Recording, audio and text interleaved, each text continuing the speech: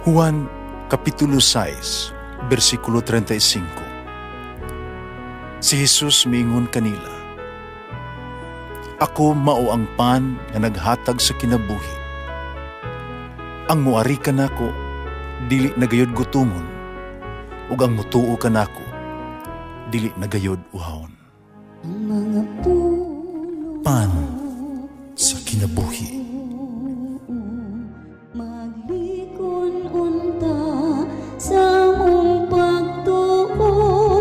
Gagaka kami sa pagtuman sa imong mahal nga kasuguan.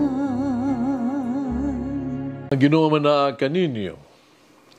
Santo si Ebanghelyo sumala ni San Mateo. Niadto higayuna, ang mga tinun-an ng ngadto kang Hesus ug nangutana, kinsa man ang labing dako sa gingharian sa langit?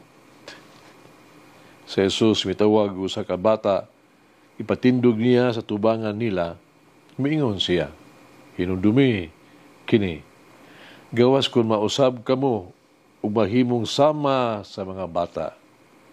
Dili gyud kamo makasulod sa gingharian sa langit." Ang labing dako sa gingharian sa langit mao ang paubos sa iyang kaugalingon ug mapakasama ni ining bata. O ang magdawat o usa ka bata nga sama ni ini sa akong ngalan, magdawat kanako. Matunin ninyo nga dili kamo magtamay bisag usa ni ining mga gagmayng bata. Kasultihan ko kamo, kang ilang mga anghel ato kanunay atubangan sa akong amahan didto sa langit.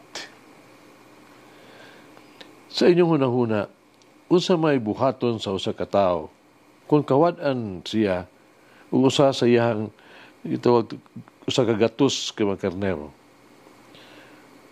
Iya gayong biyaan ang kasiyaman og siyam og nga manibsib didto sa bungtod, mulakaw siya. Papangitas na wala. Sultihan ko kamo, nga inikakaplag niya ni ini, mas palipay pa siya pag-ayo tungod ni ining karnero kaysa kasiyaman og siyam nga wala mawala. Sa mao nga pagkaagi, ang inyong amahan nga tuwa sa langit, dili buot may mawala bisag usa ni ining gagmayng bata. Ang Ebanghelyo sa Ginoo. Pasalamati ang Diyos sa tanang mga Diyos. Ang iyang gugma manungtanon, pasalamati ang Ginoo sa mga Ginoo. Ang iyang gugma manungtaron.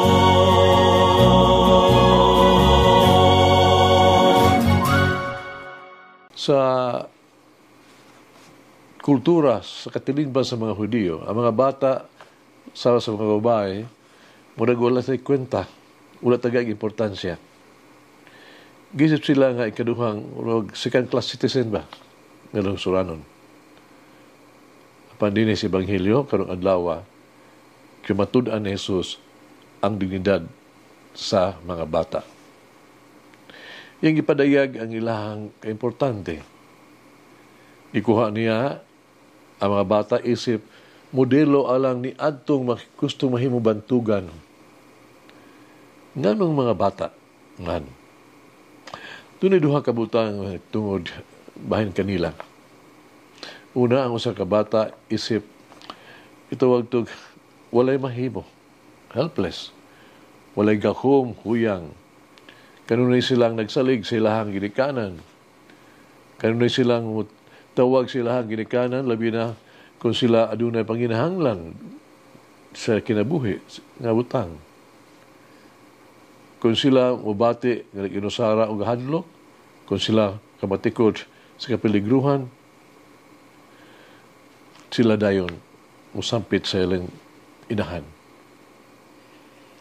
Iklaro ni Jesus nga ang pagkahalang doon masukod ni anang samang bata nga kinaiya.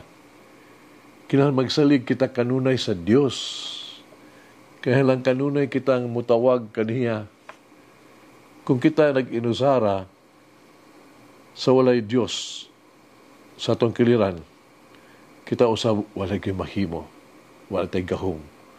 Vulnerable kita sa sala ug kang Satanas.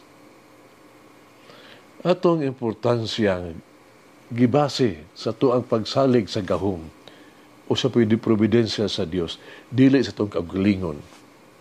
Sama sa mga bata, kinahanglan magkaamgo kita nga kinahanglan nato ang giya o panalipod sa Dios. Sama sa mga bata, kinahanglan natong dawaton ang ato ang pagkaway bili. Usa, dili kita angay magunahuna na kita importante kaayo na kita gikinahanglan, indispensable. Ikaduha, ang mga bata nagrepresentar sa hingpit nga pagpaubos.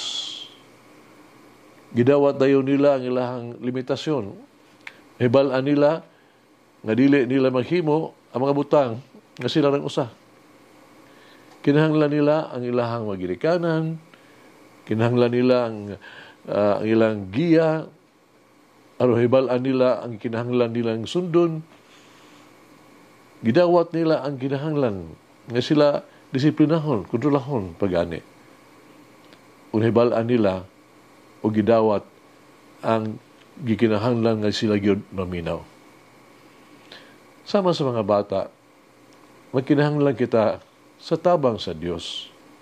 Ang Dios ang ikinahanglan natong sundon, paminawon o kinahanglan natong pangitaon. Sama sa mga bata, magkinahanglan kita og pagtul-id gikan sa Dios. Kinahanglan tugutan nato ang Dios nga mo giya sa ato ang kinabuhi. Mag-usab sa ato mga pamaagi, magporma ka nato. Dapat natong kanunay pamation ug tumanon ang pulong sa atong Ginoo. Kaya ang tinuod nga panalipod kasiguruan gikan sa Dios lamang. Sa pagkahimong sama sa mga bata, ug pag nawala sa karnero, nagpasabot kini. Nakitang tanan importante sa Dios. Kaya ang Dios dili gusto na kita mawala. Ang Dios na higugma kanatong tanan. Sugilan kini sa managhigala, naghisigot sila bahin sa friendship, unsang higala. Siya, ako sa miingon, nga, ang paghigala ay kuno sama kuno sa arithmetic. Sa usang pagiha, gusto mahibawaan siyang amiga si Ophelia ngan, mingon siya, tungod kay ang higala god dugang, no? Ang usang higala plus ni siya. O ang kaaway minus mukunhod. Ang kalipay, no? Ang kalipay mo multiply, mo daghan, no? Ang kasubo mo divide, magbahin-bahin. Ug miuyon ang iyang amiga ni ini nga si Ophelia. Mga igsoon hagit sa kinabuhi. Kang kinsa nga gisunod nato sa tuang kinabuhi. Uso nato pagpahiuyon sa atong kinabuhi sa kinabuhi ni Jesus. Magampo kita. O minahal nga Jesus among Ginoong Diyos. Ikaw na hibalos tanang mga butang. Nahimo-nimo ang tanan butang. Ikaw ang gikinahanglan kong saligan ni ining kalibutana. Kinahanglan kong musalig jud kanimo. Tabangi ako sa ko ang mga tawag tug makalibog. Tabangi ako sa ko ang magpagduha-duha. Tabangi ako sa ko ang mga pagigbisog. O minahal nga Jesus, akong Ginoong Diyos. Pagita ako kung mo ako mawala na. Ayuha ako diha sa ko ang pagkapasakiton. Masilo ako sa ko ang mga sala. Ug higugmaa ako kanunay. Amen. O Mary, help me to become childlike so that I may enter the kingdom of heaven. Malangin ang Diyos magagahom sa tanan, Amahan, Anak, Espiritu Santo. Amen. May the Lord of the divine mercy bless us all, Heal us from all diseases and suffering. Ayun unta niya kita. Tanang mga sakit na sa lawas o sa kalag, body and soul. In the name of the Father, the Son, and of the Holy Spirit. Jesus, I trust in you. Amen.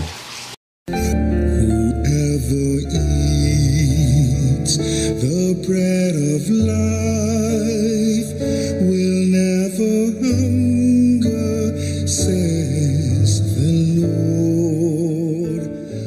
Kay galaan inyong nabati ang pagpaambit ug hamubong pamalandong sa pulong sa Dios pinaagi sa tulumanon pan sa kinabuhi nga gidumala ni Monsignor Daddy Silva.